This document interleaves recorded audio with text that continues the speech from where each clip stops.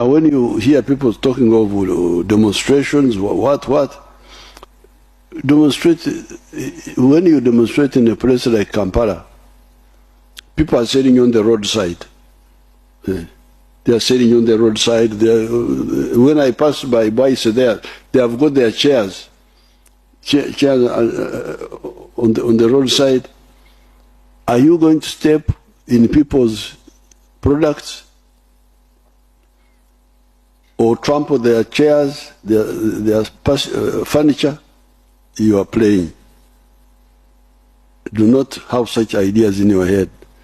If you have got some good ideas, there was a time when Nakarema some time ago organized us, and on the weekend, on the Sunday when there was nobody on the road, we walked to Kororo and we were talking about corruption.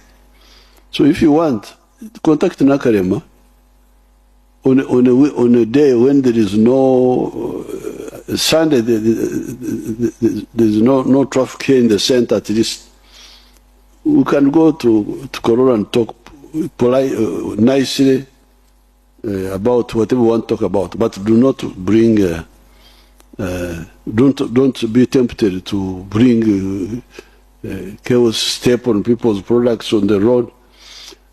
Do you have to seek to generate chaotic behavior?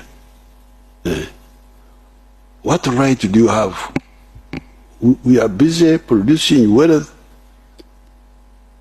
You are getting cheap food. Other people in the other parts of the world are starving. They are crying for hunger. And you here, you want to disturb us.